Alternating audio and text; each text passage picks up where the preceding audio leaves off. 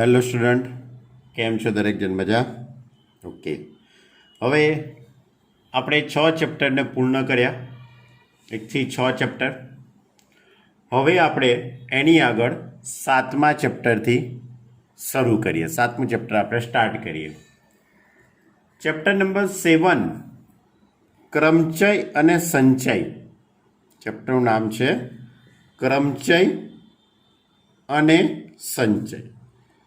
હવે પહેલાં તો બંને શબ્દો આપણે સમજીએ કે આ બંનેનું અર્થઘટન શું થાય. આખું ચેપ્ટર લોજિક ઉપર આધારિત છે.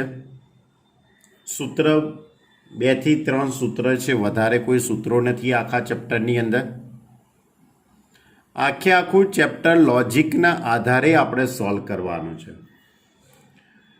હવે ક્રમચય અને સંચય, તો દાખલા તરીકે એક ઉદાહરણ તમને આપું તો ક્રમચય, 2 શબ્દ. પહેલો શબ્દ છે ક્રમચય અને બીજો શબ્દ છે સંચય. શું ફરક છે આ બંનેની અંદર, ક્રમચય અને સંચય? તો એક સિમ્પલ તમને ઉદાહરણ આપું કે દાખલા તરીકે તમે ક્યાંક ફરવા ગયા છો, બરાબર? અને તમે જે સુટકેસ લઈ ગયા છો એ સુટકેસની અંદર ઉપર પાસવર્ડ હતો, બરાબર? એ પાસવર્ડ તમે ભૂલી ગયા. તમે એને પાસવર્ડ જે હતો એ તમે ભૂલી ગયા છો, બરાબર? હવે જે 3 પાસવર્ડ હતા, 3 અંકનો પાસવર્ડ હતો. હવે એ આ સુટકેસ ઉપરની આ પહેલી રિંગ, આ બીજી રિંગ અને આ ત્રીજી રિંગ, 3 રિંગો છે. સુટકેસ ઉપર 3 રિંગો છે. આ રીતે તમે પાસવર્ડ ભૂલી ગયા છો, પણ તમને કદાચ એવું કંઈક યાદ છે કે ભાઈ 5, 6 કે 7 આ અંકોમાંથી કોઈ પાસવર્ડ હતો, આનો ઉપયોગ કરીને મેં આ પાસવર્ડ બનાવેલો હતો, એવું કંઈક તમને યાદ છે. તો તમે શું કરી શકો? તમે વિચારો તો ભાઈ તમે શું કરી શકો? તો તમે કદાચ આ પહેલી જે રિંગ હશે સુટકેસ ઉપરની, એની ઉપર 5 અંક લાવવાનો પ્રયત્ન કરો, કાં તો એની ઉપર 6 અંક લખવાનો પ્રયત્ન કરો, કાં તો એની ઉપર 7 અંક લાવવાનો પ્રયત્ન કરો.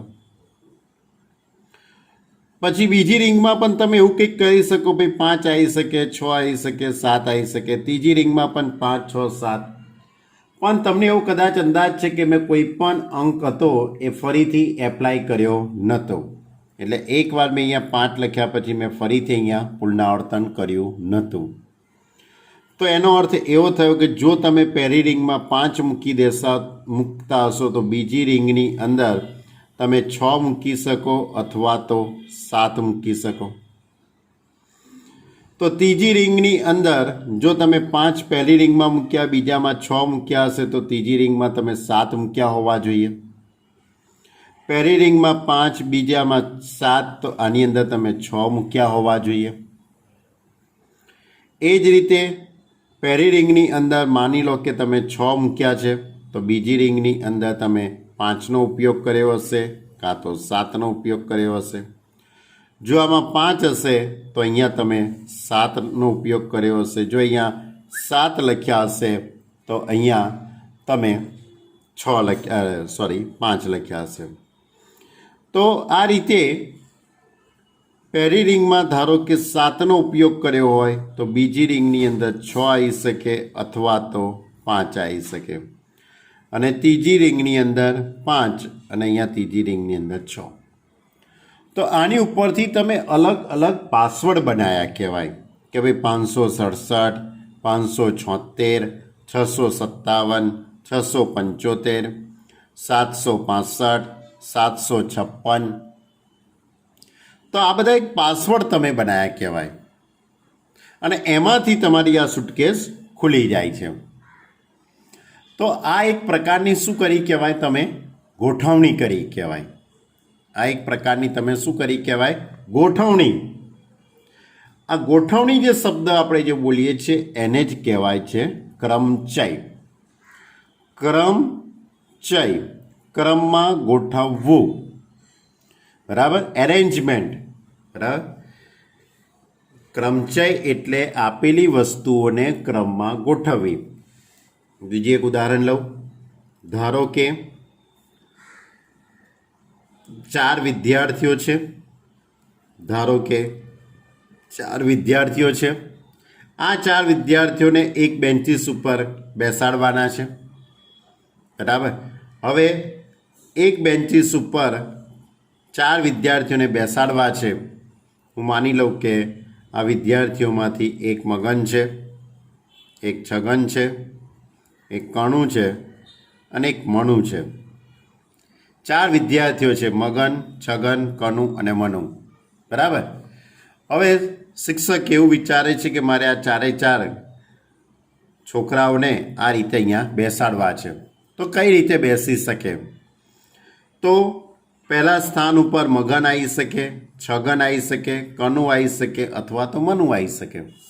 તો એનો અર્થ એવો થયો કહેવાય કે આ પહેલું જે સ્થાન છે એ અલગ અલગ 4 વ્યક્તિઓથી ભરાઈ શકે, અલગ અલગ 4 વિદ્યાર્થીઓથી ભરાઈ શકે. હવે એની બાજુવાળું સ્થાન, હવે આમાં જો મગન બેસી ગયો હશે તો મગનને આપણે દૂર કરી નાખીએ તો છગન, કનુ અને મનુ 3 ઓપ્શન બાકી રહ્યા હવે આપણી જોડે. તો હવે આ સ્થાન હશે એ 3 રીતે ભરાઈ શકે, 3 પદ્ધતિથી ભરાઈ શકે. હવે 2 સ્થાન રહ્યા, 2 જણા રહ્યા, કારણ કે ધારી લો કે અહીંયા મગન બેસી ગયો, અહીંયા છગન બેસી ગયો. હવે 2 જણા બાકી રહ્યા હશે કોઈ પણ, તો એની બાજુવાળું જે સ્થાન છે તે 2 રીતે ભરી શકાય અને છેલ્લે જે વધ્યો ઘટ્યો હશે એ અહીંયા બેસી જશે. તો આ 4 વિદ્યાર્થીઓની અહીંયા જે ગોઠવણી જે મેં કરેલી છે એ ગોઠવણી કેટલી થઈ? કુલ ગોઠવણી કેટલી થઈ? કુલ ગોઠવણી કેટલી થઈ, બરાબર, એ વિચારવું હોય તો નિયમ આ રીતે છે.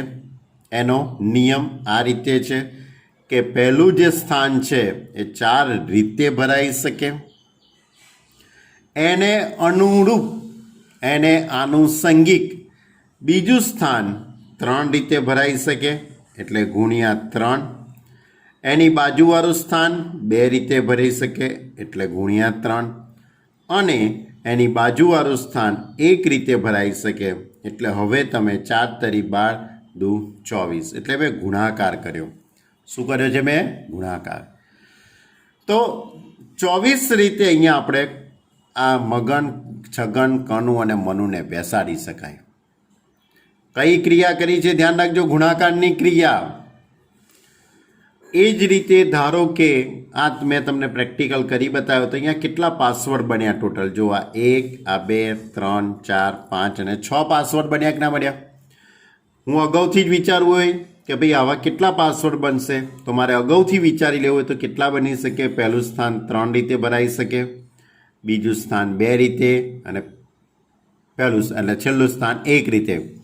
તો કુલ 3 ગુણ્યા 2 ગુણ્યા 1 એટલે 3 દુ 6 એકા 6 એટલે 6 સ્થાન એટલે 6 રીતે પાસવર્ડ બને. તો મારો કહેવાનો અર્થ એમ છે કે હું જે વાત કરું છું તે ક્રમચયની વાત કરી રહ્યો છું. કોની વાત કરી રહ્યો છું? ક્રમચય, ક્રમમાં ગોઠવવું. ક્રમચય એટલે ક્રમમાં ગોઠવવું, બરાબર. હવે આપણો આ ચેપ્ટરનો બીજો શબ્દ છે સંચય. એટલે શું? સંચય એટલે શું? તો તમને એક લોજિક કહી દઉં કે દાખલા તરીકે તમારા ક્લાસની અંદર 40 વિદ્યાર્થીઓ છે. તમારા ક્લાસરૂમની અંદર 40 વિદ્યાર્થીઓ છે. આ 40 વિદ્યાર્થીઓમાંથી કોઈ પણ 2 વિદ્યાર્થીને તમારે ક્લાસ મોનિટર બનાવવો છે. 40 વિદ્યાર્થીઓ છે ક્લાસમાં, એમાંથી 2 વિદ્યાર્થીઓને તમારે ક્લાસમાં મોનિટર બનાવવાનો છે, બરાબર. 2 જણને મોનિટર બનાવવા છે. તો શિક્ષક શું કરે? શિક્ષક અથવા તો તમે શું કરી શકો? તો તમે શું કરશો? 40 વિદ્યાર્થીઓમાંથી બે વિદ્યાર્થીઓની પસંદગી કરશો. શું કરશો? 40 વિદ્યાર્થીઓમાંથી બે વિદ્યાર્થીઓની શું કરવાના? પસંદગી. કયો શબ્દ આવ્યો? પસંદગી. બરાબર. તો 40માંથી બેની જે પસંદગી કેટલી રીતે થઈ શકે, કેવી રીતે થઈ શકે, બરાબર, એને કહેવાય છે સંચય. એને શું કહેવાય છે? સંચય. સંચય એટલે પસંદગી કરવી. બરાબર. 40 વિદ્યાર્થીઓમાંથી બે વિદ્યાર્થીઓની પસંદગી કરવી એનું નામ છે સંચય. સંચય એટલે પસંદગી. અને ક્રમચય, ક્રમચય એટલે ગોઠવણી. ક્રમચય એટલે ગોઠવણી, એરેન્જમેન્ટ. ગોઠવણી એ ચોક્કસ ક્રમમાં જ હોઈ શકે છે, ચોક્કસ રીતે હોઈ શકે છે. ઓકે. તો ચેપ્ટરનું આપણું જે હેડિંગ છે ક્રમચય અને સંચય. ક્રમચય એટલે ક્રમમાં ગોઠવણી કરવી અને સંચય એટલે પસંદગી કરવી. ઓકે. તો આપણા ચેપ્ટરની અંદર સૌથી પહેલાં ક્રમચયની વાત કરેલી છે અને ક્રમચયની વાત સમજવા માટે એને બે કોન્સેપ્ટની વાત કરેલી છે. એમાંનો પહેલો કોન્સેપ્ટ આપણે આજે સમજીએ. પહેલો કોન્સેપ્ટ કયો? તો આજે મેં ગુણાકાર કર્યો છે ને એ કોન્સેપ્ટ છે. ગુણાકાર મેં એવું કીધું કે પ્રથમ સ્થાન 4 રીતે ભરાઈ શકે. પ્રથમ સ્થાન 4 રીતે ભરાઈ શકે અને કયો શબ્દ વાપર્યો? અને તેને આનુષંગિક બીજું સ્થાન 3 રીતે ભરાઈ શકે અને એને આનુષંગિક ત્રીજું સ્થાન 2 રીતે ભરાઈ શકે અને ચોથું સ્થાન 1 રીતે ભરાઈ શકે. આ બધા જ વાક્યોની વચ્ચે મેં કયો શબ્દનો ઉપયોગ કર્યો છે? અને. ધ્યાન રાખો, આખા ચેપ્ટરની અંદર અને શબ્દ જ્યાં આવતો હોય ત્યાં ગુણાકારની ક્રિયા થશે. અને શબ્દ જ્યાં આવતો હોય ત્યાં ગુણાકાર. અને કોઈક દાખલાની અંદર તમે અથવા શબ્દનો ઉપયોગ કરો છો. શેનો ઉપયોગ કરો છો? અથવા. અથવાનો ઉપયોગ કરો એટલે પ્લસ આવે. અથવાનો ઉપયોગ કરો એટલે પ્લસ આવે. ધ્યાન રાખજો. આ ચેપ્ટરની અંદર આ બે કોન્સેપ્ટ બરાબર સમજો. અને એટલે ગુણ્યા અને અથવા એટલે પ્લસ. ઓકે. તો હવે આ ગુણાકારની જે કંઈ ક્રિયા છે એને આપણે નામ આપેલું છે આપણા ચેપ્ટરની અંદર. આપણા ચેપ્ટરની અંદર એને નામ આપ્યું છે ગણતરીનો મૂળભૂત સિદ્ધાંત. શું લખ્યું છે? ગણતરીનો મૂળભૂત સિદ્ધાંત. જો એક ઘટના એમ ભિન્ન પ્રકારે ઉદ્ભવે, જો કોઈ એક ઘટના એમ ભિન્ન પ્રકારે ઉદ્ભવે તથા તેને આનુષંગિક, આનુષંગિક એટલે તેને અનુરૂપ બીજી ઘટના એન ભિન્ન પ્રકારે ઉદ્ભવે તો બંને ઘટનાઓ એક સાથે ઉદ્ભવે તેના પ્રકારોની કુલ સંખ્યા એમ ઇન્ટુ એન થાય. બંને ઘટનાઓ એક સાથે ઉદ્ભવે એટલે કે કુલ સંખ્યા એમ ઇન્ટુ એન થાય. એટલે હમણાં જે મેં ગુણાકાર કર્યું એ જ છે, પણ એને લખવાના શબ્દો આ રીતે છે. તમને બીજું એક ઉદાહરણ આપું. દાખલા તરીકે કોઈ એક સ્પેલિંગ આપણે લઈએ છીએ, એના મૂળાક્ષરોની ગોઠવણી આપણે કરવી છે અને એની ઉપરથી કેટલા સ્પેલિંગ બની શકે એની વાત કરીએ. દાખલા તરીકે કોઈ સ્પેલિંગ લખી દઉં છું કે જો એક સ્પેલિંગ લખેલો છે, આપણી ચોપડીનું પહેલું ઉદાહરણ જ છે. આપણી ચોપડીનું પહેલું ઉદાહરણ જ છે કે રોજ, ROSE, રોજ શબ્દના મૂળાક્ષરોનો ઉપયોગ કરી 4 મૂળાક્ષરોવાળા અર્થસભર અથવા અર્થરહિત કેટલા શબ્દો બને તે શોધો. રોજ શબ્દનો ઉપયોગ કરવાનો એટલે કે એનો અર્થ એવો થયો કહેવાય શબ્દના મૂળાક્ષરો. તો આની અંદર 4 મૂળાક્ષરો છે. આની અંદર કેટલા મૂળાક્ષરો છે? 4. કયા કયા? R, O, એસ અને ઈ આ 4 મૂળાક્ષર છે. આ 4 મૂળાક્ષરોનો ઉપયોગ કરી 4 મૂળાક્ષરો દ્વારા અર્થસભર અથવા અર્થરહિત કેટલા શબ્દો બને તે શોધો. એટલે કેટલા સ્પેલિંગો બની શકે તે તમારે નક્કી કરવાનું છે. મૂળાક્ષરોનું પુનરાવર્તન કરવાની અનુમતિ નથી. કન્ડિશન લખી છે, એક શરત લખેલી છે કે ભાઈ તમારે મૂળાક્ષરોનું પુનરાવર્તન કરવાનું નથી. એટલે કે જે સ્થાનની અંદર જે મૂળાક્ષરનો તમે ઉપયોગ કર્યો છે એને તમારે ફરીથી ઉપયોગમાં લેવાનો નથી. આ એની શરત છે. તો આપણી જોડે 4 સ્થાનવાળો સ્પેલિંગ બનાવવાનો. આ પહેલું સ્થાન, આ બીજું સ્થાન, આ ત્રીજું સ્થાન અને ચોથું સ્થાન. 4 સ્થાનવાળો તમારે સ્પેલિંગો બનાવવાના છે. તો આપણા નિયમ પ્રમાણે જ જઈશું કે આપણે પ્રેક્ટિકલ કરવા દરેક વખતે બેસીશું નહીં. ફરીથી કહું છું, ચેપ્ટરનું સ્ટાર્ટિંગ કરતાં પહેલાં, આમ તો સ્ટાર્ટિંગ થઈ ગયું છે, હવે દાખલાની શરૂઆત કરતાં પહેલાં કહી દઉં, કોઈ પણ દાખલો તમારે લોજિકલી વિચારવાનો છે. કઈ રીતે? લોજિકલી વિચારવાનો છે. તમે એના પ્રેક્ટિકલમાં ના પડતા. પ્રેક્ટિકલમાં એટલે સમજણ પડે છે હું શું કહું છું?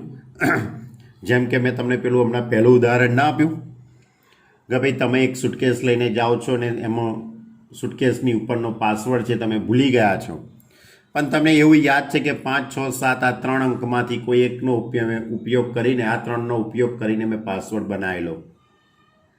તો મેં તમને પ્રેક્ટિકલી એ વસ્તુ સમજાય કે કેટલા પાસવર્ડ બને. તો 6 પાસવર્ડ બન્યા, 567, 576, બરાબર, 6765 એવા પાસવર્ડ બની શકે.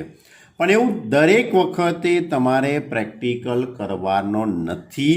તમારે તો માત્ર લોજિકના આધારે જવાબ આપવાનો છે. લોજિકલી તમારે જવાબ આપવાનો છે, પ્રેક્ટિકલમાં પડવાનું નથી. તો રોજ શબ્દના, તો આપણે આ દાખલાની વાત કરીએ તો હવે લોજિકથી વિચારો કે તમે શબ્દો બનાવવા બેસો તો પહેલા સ્થાનની અંદર તમે આરનો ઉપયોગ કરી શકો. ઓ પણ આવી શકે, એસ પણ આવી શકે અને ઈ પણ આવી શકે. એટલે કે આ પહેલું સ્થાન કેટલી રીતે ભરાઈ શકે? પ્રથમ સ્થાન 4 રીતે ભરાઈ શકે. ધ્યાન રાખજો પદ્ધતિ. પ્રથમ સ્થાન 4 રીતે ભરાઈ શકે. હવે 4 રીતો કઈ? 4 રીતો કઈ? તો આર આવી શકે, ઓ આવી શકે, એસ આવી શકે અને ઈ આવી શકે એમ. હવે એની બાજુવાળું બીજું સ્થાન. હવે બીજા સ્થાનની અંદર તમે અહીંયા કોઈ એક મૂળાક્ષર તો વાપરી દીધો હશે, કાં તો આર વાપર્યો હશે, કાં ઓ વાપર્યો હશે, કાં એસ વપરાઈ ગયો હશે, કાં તો ઈ. 4માંથી કોઈ એકનો તો તમે ઉપયોગ કર્યો હશે ને. તો હવે તમારી જોડે કેટલા બાકી રહ્યા હશે? 3 મૂળાક્ષર બાકી રહ્યા હશે. કેટલા મૂળાક્ષર બાકી રહ્યા હશે? 3 મૂળાક્ષર. તો એની બાજુવાળું સ્થાન ભરવા માટે હવે તમારી જોડે 3 રીતો થઈ કહેવાય. 3 મૂળાક્ષરમાંથી કોઈ એક મૂળાક્ષર અહીંયા વપરાઈ ગયો. તો હવે એની બાજુવાળું સ્થાન ભરવા માટે તમારી જોડે કેટલી રીતો બાકી રહી? 2 રીતો બાકી રહી હવે. અને છેલ્લે જે એક મૂળાક્ષર બાકી રહ્યો હશે એટલે 1 રીતે ભરાશે. તો હવે આની ઉપરથી કુલ શબ્દો કેટલા થાય? તો પહેલું સ્થાન 4 રીતે ભરાશે, પ્રથમ સ્થાન 4 રીતે, અને તેને આનુષંગિક, અન્ને એટલે ગુણ્યા, આનુષંગિક બીજું સ્થાન 3 રીતે ભરાશે અને તેને અનુરૂપ બીજું સ્થાન 2 રીતે ભરાશે અને તેને અનુરૂપ ચોથું સ્થાન 1 રીતે ભરાશે. તો હવે કુલ શબ્દો 4 તરી 12 દુ 24 એટલે આવા 24 શબ્દો બને. આ સ્પેલિંગનો ઉપયોગ એટલે આ મૂળાક્ષરોનો ઉપયોગ કરીને 4 મૂળાક્ષરવાળા કેટલા સ્પેલિંગો બને, કેટલા શબ્દો બને? તો 24 શબ્દો બને. કેટલા શબ્દો બને? 24. આ ચેપ્ટરનો આ સૌથી ફંડામેન્ટલ, સૌથી બેઝિક વસ્તુ છે. બરાબર. ફરીથી કહું છું, તમારે પ્રેક્ટિકલ વિચારવાનો નથી. ROSE 24 કેવી રીતે બનતા હશે? તો પહેલું R હોઈ શકે, પછી બીજું O, પછી S અને પછી A. જો અહીંયા R હશે તો એની બાજુવાળું જે સ્થાન હશે એમાં O આવી શકે, S આવી શકે, E આવી શકે. જો તમે અહીંયા ઓનો ઉપયોગ કર્યો છે તો એના પછીના સ્થાનની અંદર એસનો ઉપયોગ કરી શકો અથવા તો ઈનો ઉપયોગ કરી શકો. ક્લિયર? એ રીતે અહીંયા જો તમે એસ વાપર્યું હશે તો અહીંયા તમે કોનો ઉપયોગ કરી શકો? ઓ અથવા તો ઈનો ઉપયોગ કરી શકો. જો તમે અહીંયા ઈ વાપર્યું હશે, બીજા સ્થાનમાં ઈ નાખી દીધું હશે તો ત્રીજા સ્થાનની અંદર શું આવી શકે? એસ આવી શકે અથવા ઓ આવી. પણ આ રીતે તમારે પ્રેક્ટિકલી વિચારવાનું નથી. બરાબર. તો આ રીતે તમે પ્રેક્ટિકલી વિચારશો તો પછી 24 શબ્દો બની જશે. તમે આ રીતે પ્રેક્ટિકલી વિચારતા જશો. આ પહેલું સ્થાન, આ બીજું સ્થાન, આ ત્રીજું અને આ ચોથું. હવે આર પહેલા સ્થાનમાં છે, ઓ બીજા સ્થાનમાં, એસ તો અહીંયા ચોથા સ્થાનની અંદર ઈ આવશે. પહેલા સ્થાનમાં આર, બીજામાં ઓ, ત્રીજામાં ઈ. તો હવે કોણ રહ્યું? એસ. એટલે આનો પહેલો સ્પેલિંગ કયો બન્યો? ROSE. આ પહેલો બન્યો. બીજો કયો બન્યો હશે? ROES બન્યો હશે. ROES બન્યો હશે. તો આ રીતે તમે સ્પેલિંગો બનાવતા જાઓ તો ટોટલ કેટલા બનશે? 24. પણ તમારે આખા ચેપ્ટરની અંદર કોઈ પણ દાખલો પ્રેક્ટિકલી વિચારવાનો નથી. માત્ર લોજિકના આધારે જ તમારે જવાબ આપવાના છે. ઓકે. તો આ હતું આપણું ઉદાહરણ નંબર 1 જે મેં તમને સમજાવ્યું. હવે આપણે સ્વાધ્યાયના દાખલા લઈએ. સ્વાધ્યાય 3.1ની વાત કરીએ હવે તમારી જોડે. તો સ્વાધ્યાય 3.1 દરેક વિદ્યાર્થીની જોડે ચોપડી હોવી ખૂબ જરૂરી છે. ચોપડી હશે તો જ ખ્યાલ આવશે, કારણ કે પ્રશ્ન બરાબર વાંચવો પડશે તમારે. બરાબર.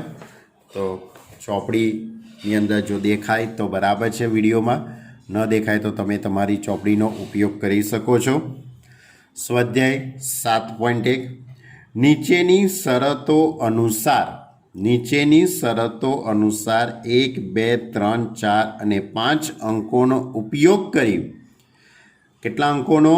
1, 2, 3, 4 અને 5 અંકોનો ઉપયોગ કરી 3 અંકોની કેટલી સંખ્યા બનાવી શકાય? 3 અંકોની કેટલી સંખ્યા બનાવી શકાય? એમાંનો પહેલો દાખલો, અંકોનું પુનરાવર્તન કરવાની અનુમતિ છે.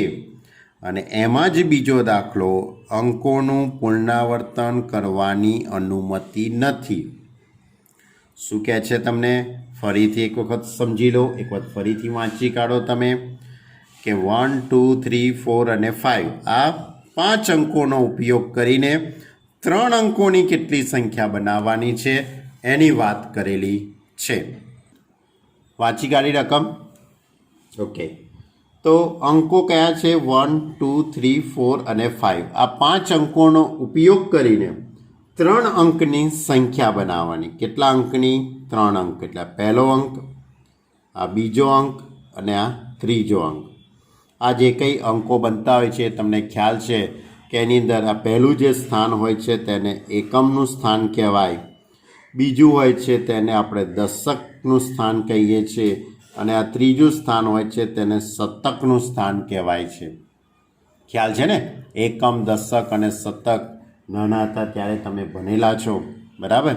એ જ લોજિક છે. આ સ્થાન છે તે એકમનું સ્થાન, આ દશકનું સ્થાન અને આ શતકનું સ્થાન. ચલો ત્યારે હવે આપણે 3 અંકોની સંખ્યા બનાવીએ. અંકોનું પુનરાવર્તન કરવાની અનુમતિ છે. અંકોનું પુનરાવર્તન કરવાની અનુમતિ છે. એટલે તમે જે અંકનો ઉપયોગ કર્યો છે એ અંકનો તમે ફરીથી ઉપયોગ કરી શકો છો. એટલે કે માની લો કે હું શતકનું સ્થાન પહેલાં ભરું તો શતકના સ્થાનની અંદર 1 આવી શકે, 2 આવી શકે, 3 આવી શકે, 4 આવી શકે, 5 આવી શકે. એટલે શતકનું સ્થાન કેટલી રીતે ભરાશે? 5 રીતે ભરાશે. શતકનું સ્થાન કેટલી રીતે ભરી શકાય? 5 રીતે ભરી શકાશે. બરાબર. હવે એની બાજુવાળું દશકનું સ્થાન કેટલી રીતે ભરી શકાય? મેં અહીંયા લખ્યું છે ભાઈ અંકોનું પુનરાવર્તન કરવાની અનુમતિ છે. એટલે ધારો કે અહીંયા 2 તમે લખ્યા હોય તો ફરીથી તમે અહીંયા 2નો ઉપયોગ કરી શકો છો. તો એનો અર્થ એવો થયો કે તમારી જોડે 5 અંકો શતકનું સ્થાન ભરવા માટે હતા, એના એ જ 5 અંકો હવે દશકનું સ્થાન ભરવા માટે પણ રહેવાના. એટલે દશકનું સ્થાન પણ 5 રીતે ભરાશે. એ જ રીતે એની બાજુવાળું સ્થાન પણ 5 રીતે ભરાશે. એટલે દરેક, કારણ કે આપણે પુનરાવર્તન કરવાની અનુમતિ છે એટલે દશકનું સ્થાન 5 રીતે ભરી શકાશે. એ જ રીતે એકમનું સ્થાન એ પણ 5 રીતે ભરી શકાશે. માટે કુલ અંકો એટલે કુલ સંખ્યાઓ કેટલી થઈ કહેવાય? તો આપણે ગુણાકાર કરી દઈશું. શતકનું સ્થાન 5 રીતે અને દશકનું સ્થાન 5 રીતે અને એકમનું સ્થાન 5 રીતે. 5 25 ગુણ્યા 5 એટલે 125. એટલે 125 સંખ્યાઓ બને. કેટલી સંખ્યાઓ બને? 125 સંખ્યાઓ બનશે. ધ્યાન રાખજો. બરાબર. ઓકે, ચલો હવે આમાં જ બીજો દાખલો છે આપણો કે ભાઈ પુનરાવર્તન કરવાનું નથી, પુનરાવર્તન વગર, પુનરાવર્તન કરવાની અનુમતિ આપણી જોડે નથી. તો હવે તમારી જોડે કેટલા સ્થાન છે? તમે આ રીતે પણ બોક્સ પાડી શકો છો. આ રીતે અલગ અલગ એ બોક્સ પાડી શકાય. બરાબર. 3 બોક્સ પાડ્યા. 3 બોક્સ એટલે કયા? એકમ, દશક અને શતક. હવે વિચારો, શતકનું સ્થાન કેટલી રીતે ભરી શકાશે? 5 રીતે ભરી શકાય. શતકના સ્થાનમાં 5 રીતો આવવાની. 1 આવી શકે, 2 આવી શકે, 3 આવી શકે, 4 આવી શકે, 5 આવી શકે. એને અનુરૂપ દશકનું સ્થાન હવે કેટલી રીતે ભરી શકાય? 4 રીતે. કેમ? અંકોનું પુનરાવર્તન કરવાનું નથી એટલે એની બાજુવાળું સ્થાન 4 રીતે, એની બાજુવાળું એકમનું સ્થાન એ 3 રીતે ભરાશે. કેમ? કારણ કે તમારી જોડે જે 5 અંક હતા એમાંથી કોઈ એક અંક શતકનું સ્થાન ભરવા માટે વપરાઈ ગયો. હવે બાકી રહેશે 4 અંકો. એ જે 4 અંકો બાકી રહ્યા એ દશકનું સ્થાન ભરવા માટે વપરાશે. એટલે દશકનું સ્થાન 4 રીતે. એ જ રીતે એની બાજુવાળું એકમનું સ્થાન ભરવા માટે હવે તમારી જોડે 3 રહ્યા અંકો. એટલે આ સ્થાન 3 રીતે ભરી શકાશે. તો આની ઉપરથી લખી શકાય માટે કુલ સંખ્યાઓ માટે બનતી કુલ સંખ્યાઓ કઈ થઈ કહેવાય? કેટલી થઈ કહેવાય? 5 ગુણ્યા 4 ગુણ્યા 3, 5 ચોક 20 તરી 60. એટલે 60 સંખ્યાઓ બને. કેટલી સંખ્યાઓ બને? 60 સંખ્યાઓ બને. ખ્યાલ આવે છે ને લોજિકમાં? ફરીથી કહું છું, પ્રેક્ટિકલ વિચારવાનો નથી. માત્ર લોજિકના આધારે જ તમારે દાખલો ગણવાનો છે. તમારે આનો પ્રેક્ટિકલ કરવો હોય તો કરજો. 125 સંખ્યાઓ થશે અને બેસતા ના પ્રેક્ટિકલ કરવા.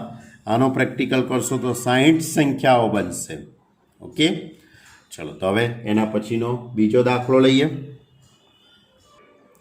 જો હવે બીજો દાખલો જો અંકોનું પુનરાવર્તન કરી શકાય તો, જો અંકોનું પુનરાવર્તન કરી શકાય તો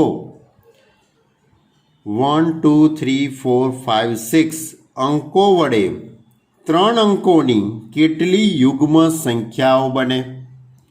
3 અંકોની કેટલી યુગ્મ સંખ્યાઓ બને? 3 અંકોની આપણે યુગ્મ સંખ્યાઓ બનાવવાની છે. કયા અંકોનો ઉપયોગ કરવાનો? 1 2 3 4 અને 5 અને 6. આ 6 અંકોનો ઉપયોગ કરીશું આપણે. તો તમારી જોડે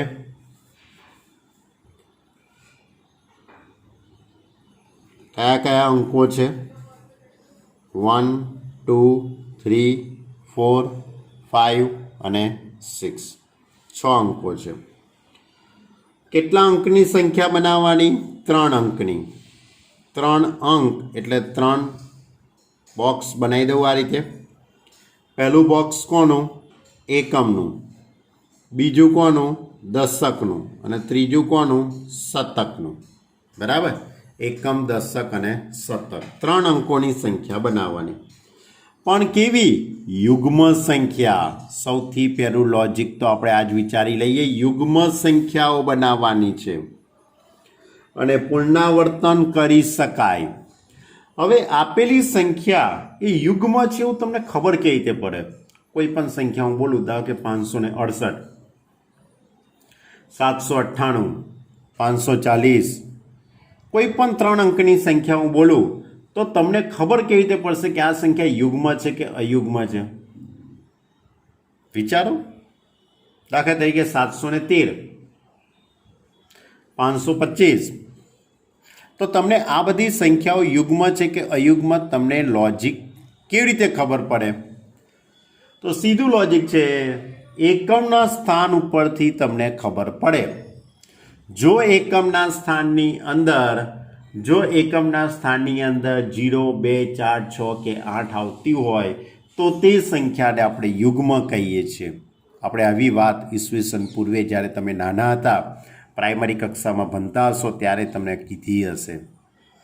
અને જો એકમના સ્થાનમાં 1, 3, 5, 7 આવતું હોય તો તે સંખ્યાને અયુગ્મ સંખ્યા કહેવાય છે.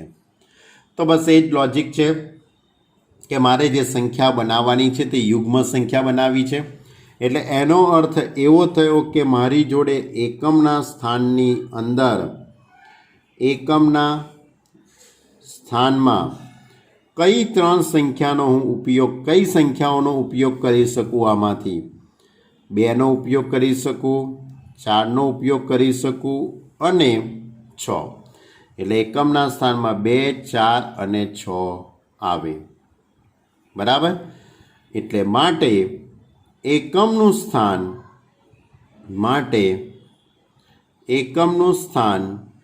3 રીતે ભરી શકાય. માટે આ એકમનું સ્થાન કેટલી રીતે ભરી શકાય? 3 રીતે. એમાં 2 આવી શકે, 4 આવી શકે અથવા 6 આવી શકે. હવે એને અનુરૂપ દશક અને શતકનું સ્થાન વિચારું. તો દશકના સ્થાનની અંદર આ 6 માંથી કોઈ પણ આવે ને, ગમે તે આવે તોય ચાલે, કારણ કે અંકોનું પુનરાવર્તન કરવાની અનુમતિ છે. એટલે એનો અર્થ એવો થયો કે દશકનું સ્થાન 6 રીતે ભરાશે, શતકનું સ્થાન પણ 6 રીતે ભરાશે. બરાબર ને? કારણ કે અંકોનું પુનરાવર્તન કરવાની અનુમતિ છે. એટલે દશકનું સ્થાન કેટલી રીતે ભરાશે? 6 રીતે. એ જ રીતે શતકનું સ્થાન પણ 6 રીતે ભરી શકાય. માટે એમ કહી શકાય કેવી સંખ્યાઓ બનાવવાની છે? યુગ્મ સંખ્યાઓ. કેટલા અંકની? 3 અંકની.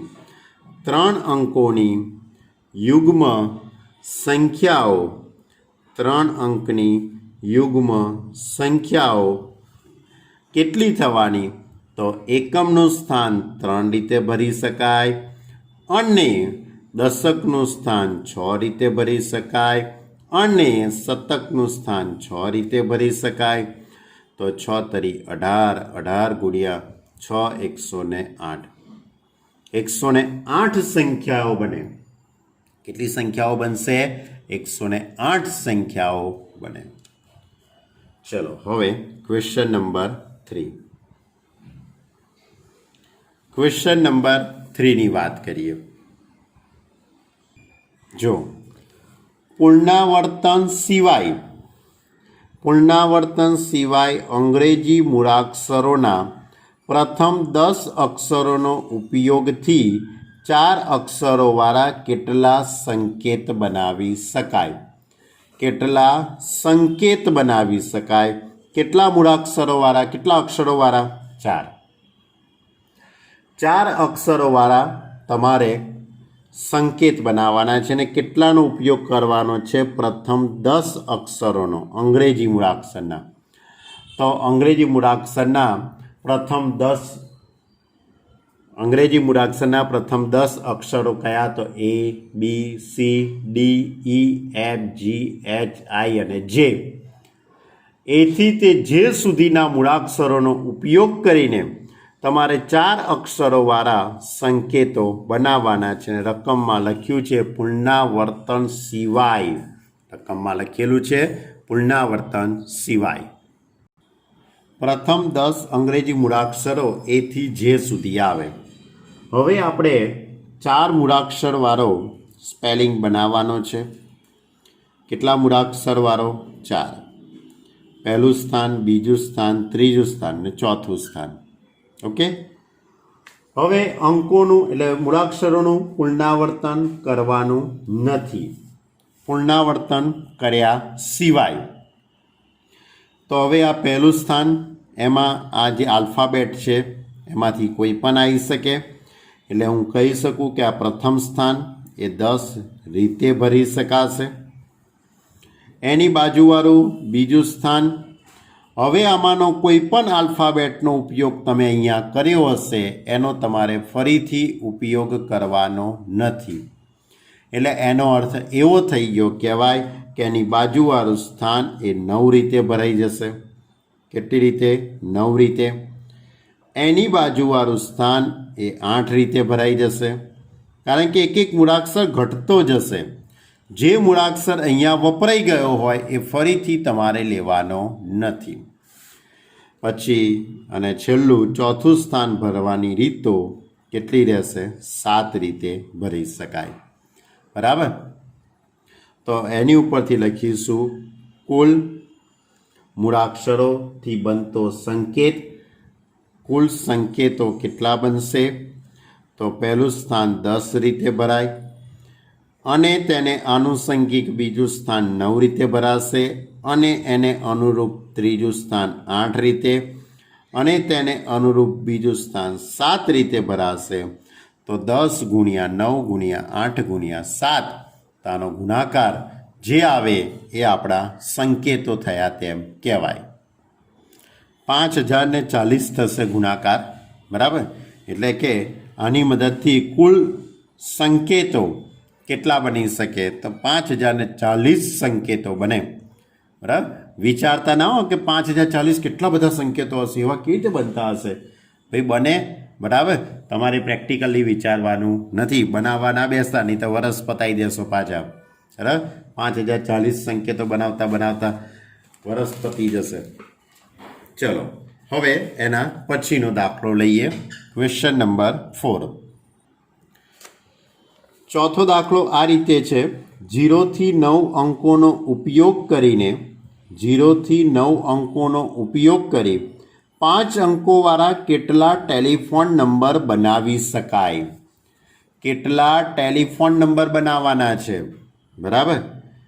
દરેક નંબરની શરૂઆતની સંખ્યા 67 થી થાય છે તથા અંકોનું પુનરાવર્તન થતું નથી. દરેક નંબરની શરૂઆત એ 67 થી થાય છે તથા અંકોનું પુનરાવર્તન થતું નથી. બરાબર. લોજિકલી વિચારજો. બહુ સહેલો દાખલો છે. 0 થી 9 અંકોનો ઉપયોગ કરીને તમારે 5 અંકોવાળો ટેલિફોન નંબર બનાવવાનો છે. કેટલા? 5 અંકોવાળો ટેલિફોન નંબર બનાવવાનો છે. હવે લોજિક શું કહે છે હું તમને કહું પહેલાં થોડુંક, બાકી દાખલો 1-2 સ્ટેપનો જ છે. 0 થી 9 અંકો, 0 થી 9 અંકો 1 2 3 0 1 2 3 4 5 6 7 8 અને 9. ક્લિયર? તો ટોટલ 10 અંકો થયા. 0 થી 9 એટલે ટોટલ કેટલા અંકો થયા? 10. હવે તમારે ટેલિફોન નંબર બનાવવાનો. કેટલા અંકનો ટેલિફોન નંબર બનાવવાનો છે? 5 અંકનો.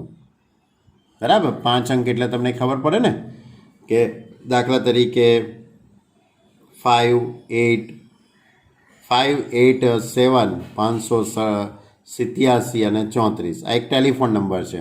બરાબર? આ 5 અંકનો ટેલિફોન નંબર થયો. આ રીતે તમારે બધા અલગ અલગ પ્રકારના ટેલિફોન નંબર બનાવવાના છે કે કેટલા ટેલિફોન નંબર બની શકે. પણ એમાં એને કન્ડિશન શું લખી છે?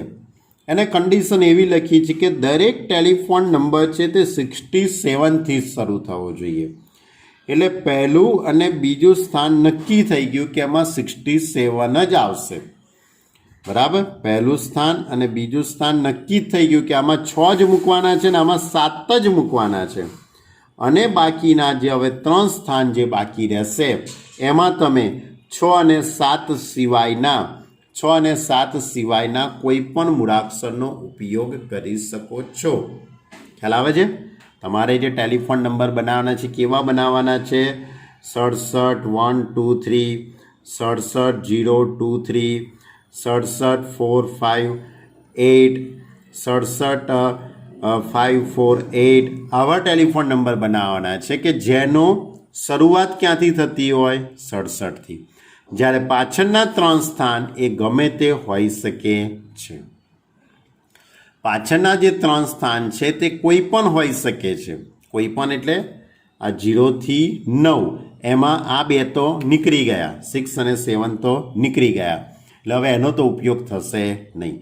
તો વિચારી જો, આ સ્થાન 0 1 2 3 4 5 8 અને 9 એટલે કેટલા અંકો થયા? ટોટલ 10 હતા, એમાંથી 2 જતા રહેશે. તો આ સ્થાન કેટલી રીતે ભરી શકાશે? 8 રીતે. એની બાજુવાળું સ્થાન 7 રીતે અને એની બાજુવાળું સ્થાન 6 રીતે ભરી શકાશે. તો હવે આખો દાખલો લોજિકલી તમને ખ્યાલ આવી ગયો. તો આ રીતે લખી શકાશે.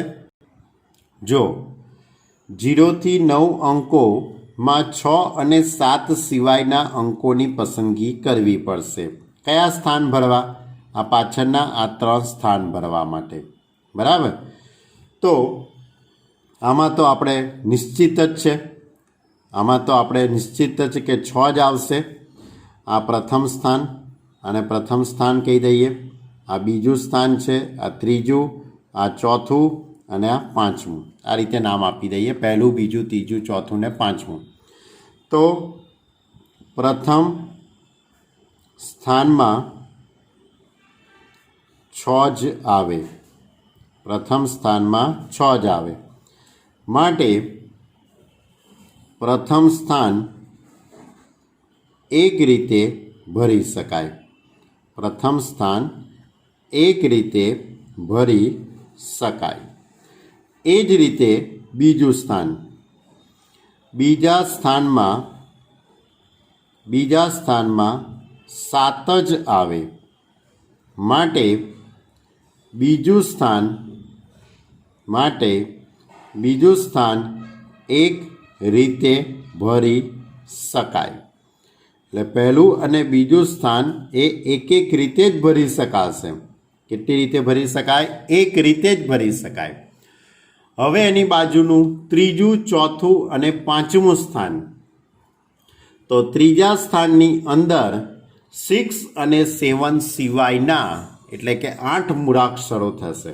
10 હતા, 10માંથી 2 નીકળી ગયા એટલે 8 અંકો બાકી રહ્યા. એટલે ત્રીજું સ્થાન એ 8 રીતે ભરાશે. ત્રીજું સ્થાન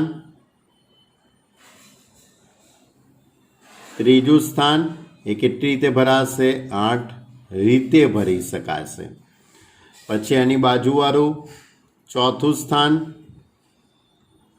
એની બાજુનું ચોથું સ્થાન એ 7 રીતે ભરાશે.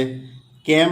કારણ કે 8 રીતો હતી, એમાંથી એક મૂળાક્ષર વપરાઈ ગયો હશે, એક અંક વપરાઈ ગયો હશે, એટલે 7 બાકી રહ્યા હશે અને છેલ્લે 6. એટલે ત્યાર પછી પાંચમું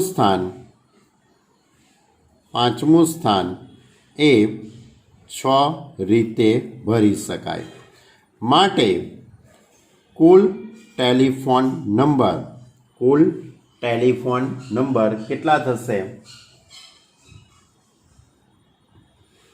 કુલ ટેલિફોન નંબર તો પહેલું સ્થાન 1 અને બીજું સ્થાન પણ 1 રીતે, ત્રીજું સ્થાન 8 રીતે, ચોથું સ્થાન 7 રીતે અને પાંચમું સ્થાન 6 રીતે. એટલે 1 ગુણ્યા 8 ગુણ્યા 7 ગુણ્યા 6 આનો ગુણાકાર તમે કેલ્સીની મદદથી કરશો એટલે 336 આવશે. એટલે 336 ટેલિફોન નંબર આપણે બનાવી શકીએ. ચલો હવે ક્વેશ્ચન નંબર 5. ક્વેશ્ચન નંબર 5 કંઈક આ રીતે છે, એકદમ નાનો જ છે. એક સિક્કાને 3 વખત ઉછાળવામાં આવે છે અને પરિણામ નોંધવામાં આવે છે. કેટલા શક્ય પરિણામ થશે? આ પ્રકારનો દાખલો તમે 10મા ધોરણની અંદર સંભાવના ચેપ્ટરની અંદર તમે કદાચ જોયો હશે. સિક્કો ઉછાળવો, પાસો ઉછાળવો, એવા દાખલાનો તમે અભ્યાસ કર્યો હશે. સિક્કાને 3 વખત ઉછાળવાનો છે. સીધું લોજિક છે. જો પહેલી વખત ઉછાળો તો છાપ અથવા કાંટો આવે, બીજી વખત ઉછાળો તોય છાપ અથવા કાંટો આવે, અને ત્રીજી વખત ઉછાળો તોય છાપ અને કાંટો આવી શક્યો. એટલે એનો અર્થ એવો થશે કે સિક્કાને પ્રથમ વખત ઉછાળતા કેટલા પરિણામો મળશે? 2 પરિણામો મળશે. બરાબર. એ જ રીતે બીજી વખત ઉછાળતા કેટલા પરિણામ મળશે? 2 પરિણામો મળશે. અને ત્રીજી વખત ઉછાળતા પણ તમને 2 પરિણામો મળશે. માટે કુલ પરિણામો કેટલા થશે? તો પહેલું વખત 2 રીતે, બીજું 2 રીતે અને ત્રીજું પણ 2 પરિણામ, એટલે 2 દુ 4 દુ 8 પરિણામો મળે. આનો પ્રેક્ટિકલ તો તમે કદાચ કર્યો પણ હશે. બરાબર. તમે આનો પ્રેક્ટિકલ તો 10મા ધોરણની અંદર સંભાવના ચેપ્ટરની અંદર લખતા પણ હશો કદાચ આ રીતે. HT ઇન્ટુ HT કાર્ટેશિયન ગુણાકાર. બરાબર. તમારે લખવા હોય તો લખી શકાય પરિણામો. પહેલું H અને T એમનું એમ રહેવા દો, પછી HH, HT, TH, TT, પછી H લગાડી દો બધાને, એટલે HHH, HST, STH, STT. હવે T લગાડી દો બધાને, THH, THT, TTH, TTT. કેટલા પરિણામો થયા? 8 થયા ને? કેટલા પરિણામો થયા? 8 પરિણામો થયા. ક્લિયર? તો આ રીતે તમે શક્ય પરિણામો લખી શકો છો. અને તમારે તો માત્ર પ્રશ્ન જ પૂછેલો હતો કે કેટલા પરિણામો બની શકે, એવો જ પ્રશ્ન હતો. એટલે કુલ 8 પરિણામો બની શકે. કયા પરિણામો બનશે એમાં આપણે પડવાનું નથી. આ તો આપણે જાણતા હતા એટલે મેં તમને સમજાવ્યું. જો હવે છઠ્ઠો, ભિન્ન રંગોના 5 ધ્વજ આપેલ છે. ભિન્ન રંગના 5 ધ્વજ છે તમારી જોડે. એકની નીચે બીજો એવા 2 ધ્વજથી બનતા કેટલા સંકેત બનાવી શકાય? એકની નીચે બીજો એવા 2 ધ્વજના કેટલા સંકેતો બનાવી શકાય? જો શું કહેવા માગે છે કે ભિન્ન રંગના 5 ધ્વજ છે.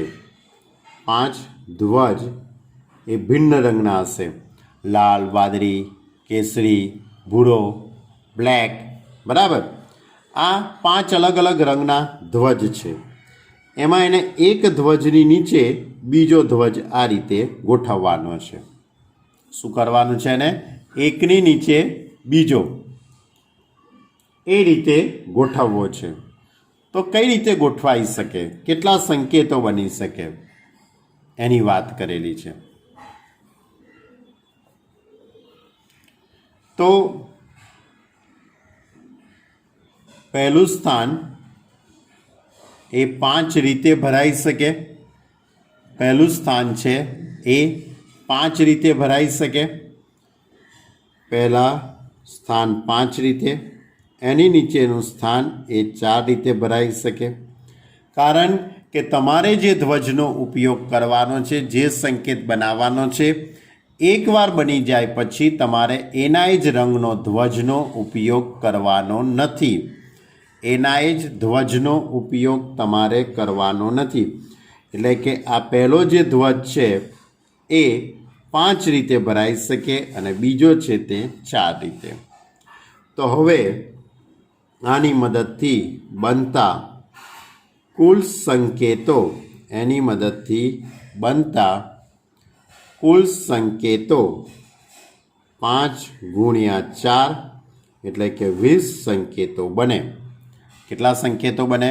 20 સંકેતો બની શકે. ક્લિયર? તો આ હતું આપણું સ્વાધ્યાય 7.1.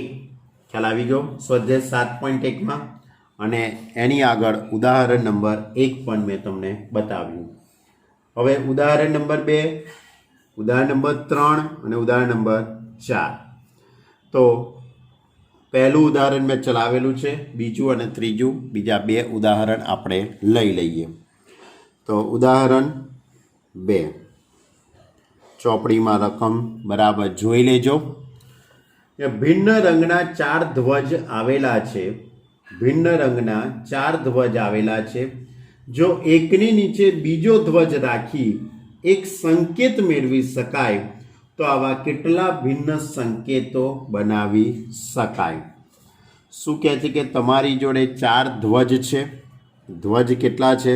4 ધ્વજ છે. બરાબર. તમારે શું કરવાનું છે? આ પહેલો ધ્વજ, એની નીચે બીજો ધ્વજ અને 2. ઓકે, 2. બરાબર. એકની નીચે બીજો ધ્વજ રાખીને એક સંકેત મેળવી શકાય છે. તો આવા કેટલા સંકેતો બની શકે? તો સ્વાભાવિક છે કે આ પહેલા સ્થાનની અંદર 4 રીતો આવી શકે. બીજાની અંદર પણ 3 રીતો આવી શકે. કારણ કે એક ધ્વજ અહીંયા વપરાઈ ગયો હશે અહીંયા, તો એના સિવાયનો અહીંયા આવશે, એટલે કે 3 રીતો થઈ જશે. માટે કુલ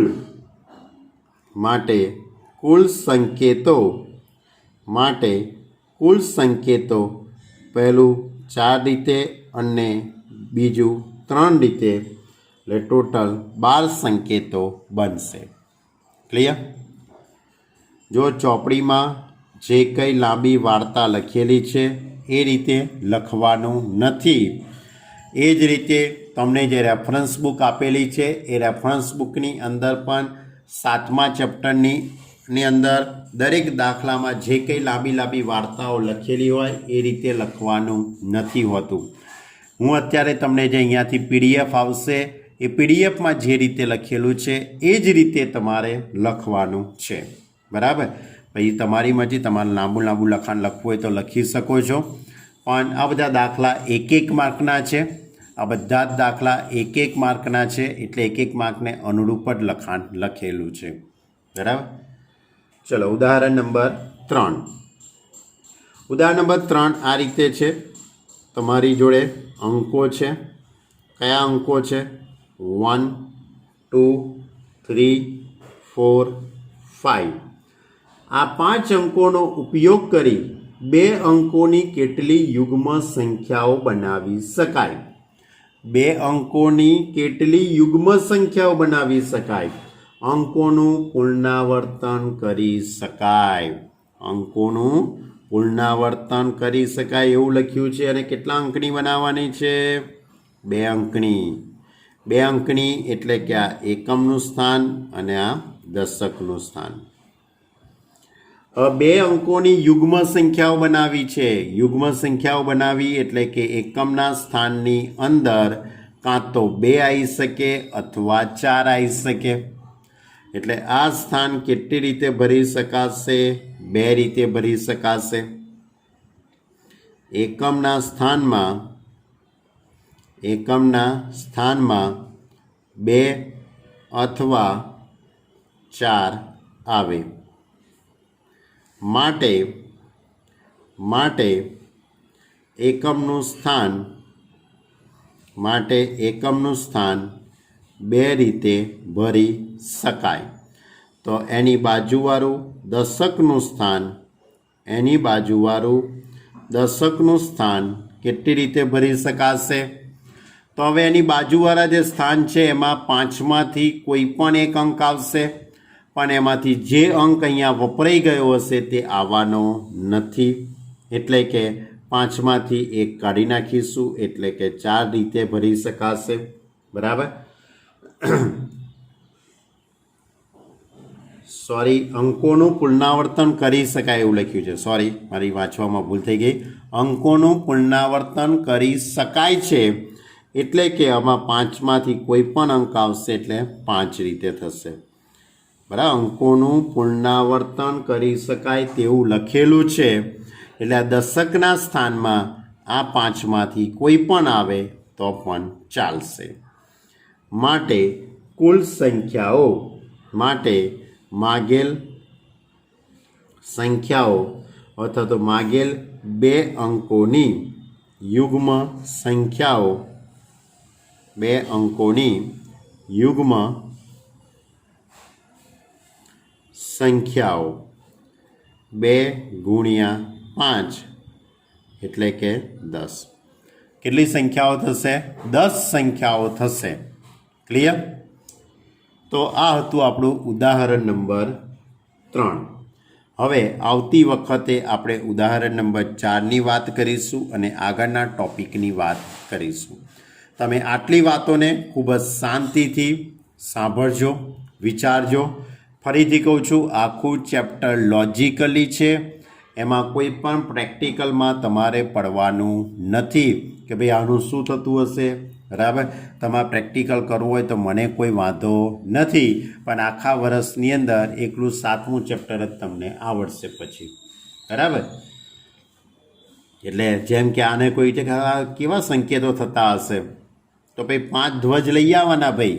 બરાબર. લાલ રંગનો, વાદળી કલરનો, કેસરી, સફેદ ને કાળો, અને એ રીતે પછી સંકેતો બનાવવાના ચાલુ કરવાના. બરાબર. કે ભાઈ પહેલાં લીલા રંગનો મૂકો, જે લાવે લાલ, પછી નીચે સફેદ, પછી સફેદ અને લાલ, એ રીતે પ્રેક્ટિકલ કરતા જાઓ તે રીતે 20 સંકેતો બનશે. બરાબર. પણ મેં તમને કહું છું, આ બધા ગણતરીના મૂળભૂત સિદ્ધાંતના આધારે આપણે આ દાખલા ગણી કાઢીએ છીએ. એટલે લોજિકના આધારે આપણે આ દાખલા ગણીએ છીએ. ઓકે. તો આજે આપણે અહીં સુધી રાખીએ છીએ. વધુ આવતી વખતે લઈશું. ખૂબ જ શાંતિથી સાંભળજો અને ન સમજણ પડી હોય તો તરત મને ફોન કરીને મને કહેજો, તો હું તમને ફોન ઉપર જ સમજાવી દઈશ અથવા તો જ્યારે ઝૂમ ઉપર હશે ત્યારે સમજાવી દઈશ. પણ લગભગ મારા મત પ્રમાણે ખ્યાલ આવી જાય એ રીતે જ મેં તમને કીધેલું છે. Okay student, by.